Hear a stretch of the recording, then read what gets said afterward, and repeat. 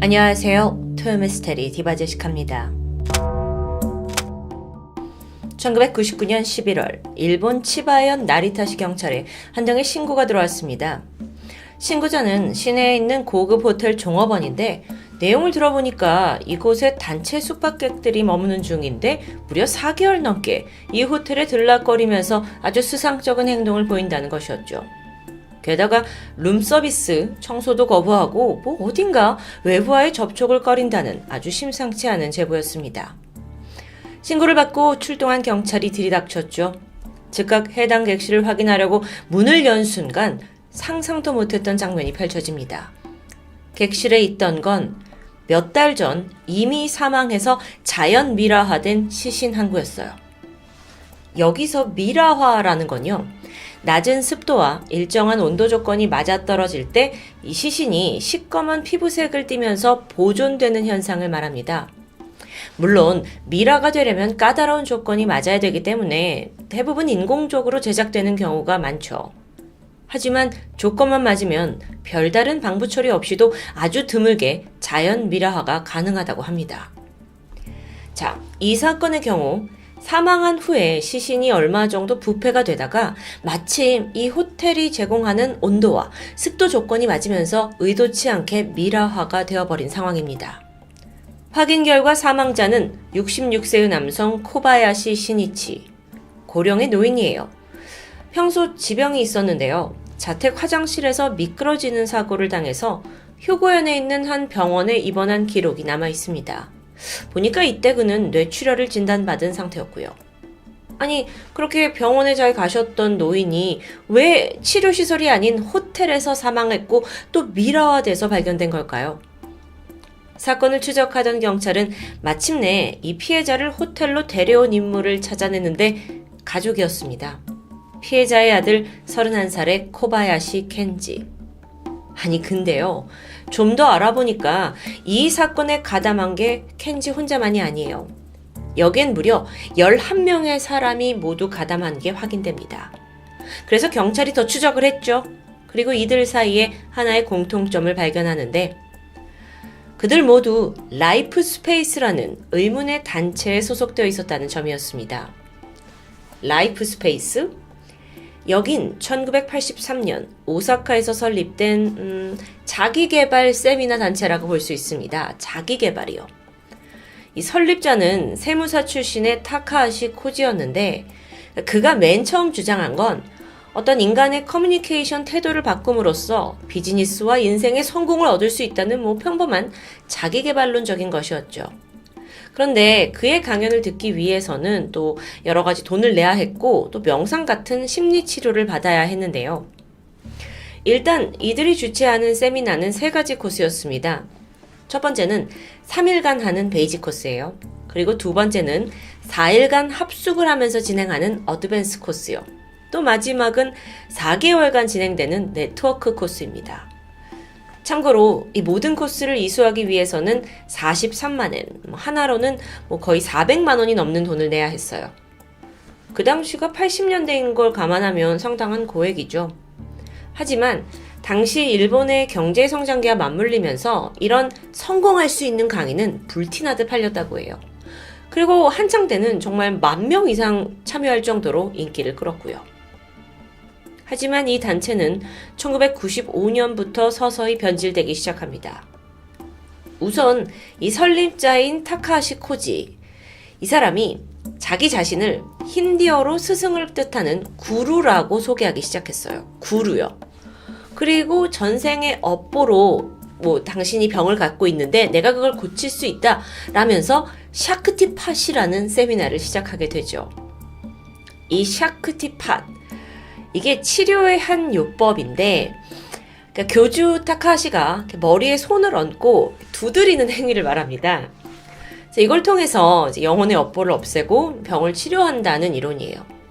이 샤크티팟이 사실은 힌디어인데요. 에너지를 뜻하는 샤크티와 내려받음을 뜻하는 팟이 합쳐진 말이에요. 그러니까 다시 얘기하면 스승이나 신으로부터 어떤 영적인 에너지를 이렇게 전달받는 경험을 뜻하는데요. 근데 문제가 있습니다. 이 타카하시 코지가 샤크티 팟의 팟을 이렇게 가볍게 두드린다라는 영어 단어와 착각한 거예요. 그래서 회원들의 머리를 이렇게 두드리는 의식을 통해서 병을 고칠 수 있다고 주장한 거죠. 제가 자꾸 설명을 하면서도 웃음이 나오는데 어쩌면 그게 그 사이비 단체들의 특징이겠죠. 근데 이런 허술함 속에서도 단체에서 그의 이론은 절대적인 정설로 받아들여졌습니다. 당시 이 영혼을 치료한다는 세미나에 참가하려면 자그마치 500만 엔, 우리나라 돈으로 5천만 원을 내야 들어갈 수 있었으니까요. 그런데 이 세미나가 이제 성황리에 개최가 되던 중 사건 하나가 발생합니다. 수행을 시키거든요. 근데 뜨거운 물에 오랫동안 몸을 담궈야 영혼이 치료된다라는 과정이 있어요. 근데 여기에 참여했던 대학생 한 명이 너무 물이 뜨거우니까 열사병으로 사망한 겁니다. 그래서 이 사건으로 라이프 스페이스는 위기를 맞이하게 돼요. 교세가 크게 위축됐죠.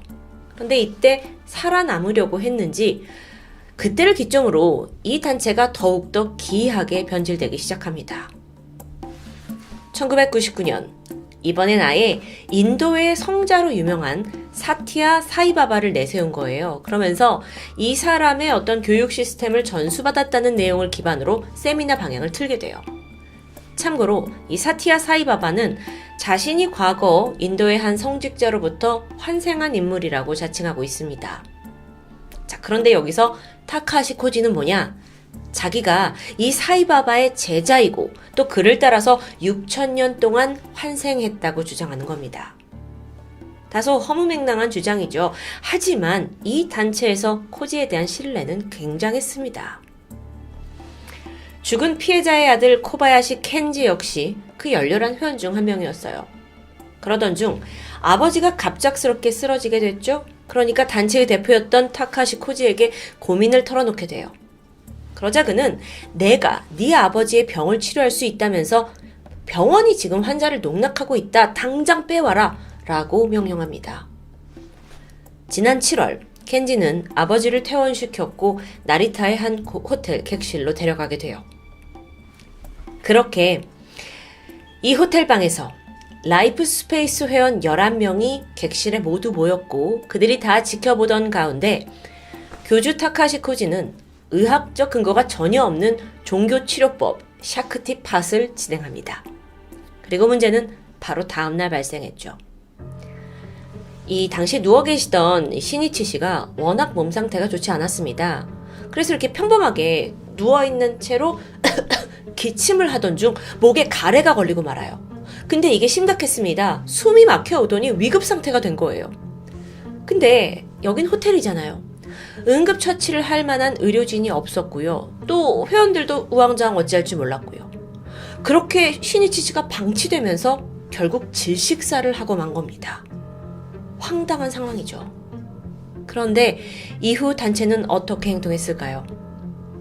타카하시 코지와 그 회원들은 그 아들 켄지에게 지금 아버지가 예정대로 회복을 하고 있다라고 속였어요. 그러면서 숨이 멎은 시신인데도 불구하고 계속해서 그 종교 치료를 진행했죠. 켄지와 가족들은 이 말을 믿었다고 합니다. 그리고 아버지가 정말 치료되고 있다고 착각을 했고 시신을 방치한 거예요. 추후 경찰 조사에 따르면 아들 켄지가 아버지를 봤을 때 분명 숨을 쉬지 않고 맥박도 없었고 얼굴도 어느 정도 푸르스름하게 변했다고 증언을 했어요. 그러니까 이런 명백한 사망 징후가 보였음에도 불구하고 교주는 아니다.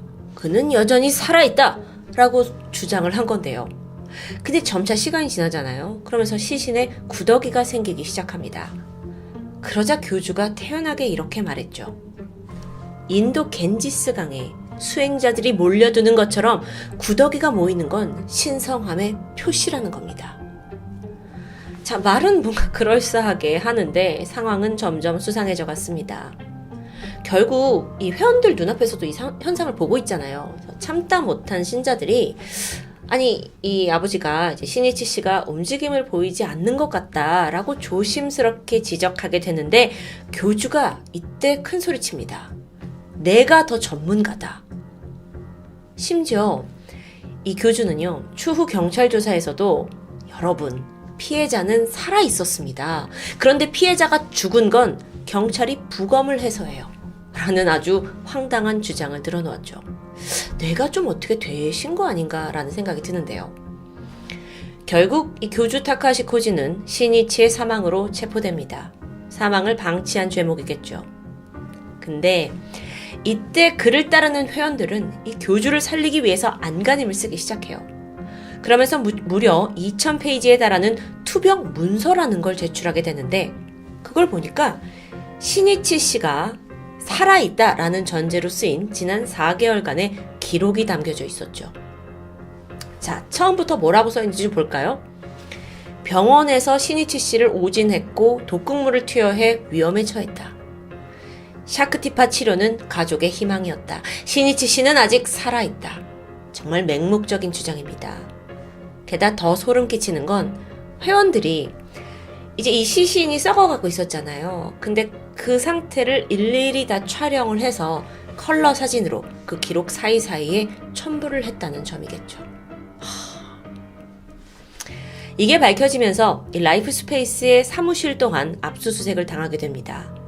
그리고 여기서 시설에 갇혀있던 아이들 9명이 구출돼요. 이 아이들은 라이프 스페이스 회원들의 자녀들이었는데요. 알고 보니 얘네들이 또 강제로 업무까지 부여받고 있었어요. 시니치 씨, 미라가 발견되기 전에 이 시신을 닦는 일을 아이들이 했던 겁니다. 단체 내에서는 신성한 간병이라고 이름이 붙여졌었죠. 그런데 이 아이들 학교에 다닌 적이 없었고요. 그 생활하던 시설을 살펴보니까 냉장고는 텅 비어있고 또 아이들이 먹고 덮어야 될 식기와 이불조차 부족했습니다. 그나마 외출은 자유로웠다고 하지만 타카하시 코지가 체포된 이후에는 그마저도 중단이 됐고 아이들은 꼼짝없이 감금당하는 생활을 했던 겁니다. 라이프 스페이스 측은 이 부분에 대해서 우리는 공교육을 도저히 믿을 수 없어서 독자적인 교육을 하고 있을 뿐이라고 주장합니다. 한편 타카하시 코지는 사건 이후에 기자회견을 열었습니다. 뭐가 그리 당당한지. 자, 기자회견에서 뭐라고 했는지 들어볼까요? 여러분, 영적 에너지가 높으면 입냄새가 나지 않기 때문에 양치질을 할 필요가 없습니다. 나는 더러워지지 않기 때문에 목욕을 하지 않습니다.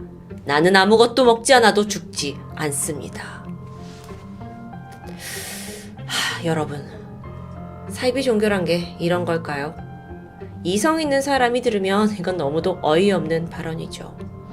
그런데 이 기자회견에서 대미를 장식한 건 따로 있었습니다. 자신의 그 스승이라는 사이바바라는 사람이 있었잖아요. 사실 그 당시 1999년 당시에 사이바바는 살아있던 실존인물입니다. 그래서 기자들이 사이바바 본인에게 가서 타카하시 코지라는 사람을 당신이 제자로 가르쳤냐? 라고 질문을 하는데 사이바바가 자긴 전혀 모르는 사람이라고 답했죠.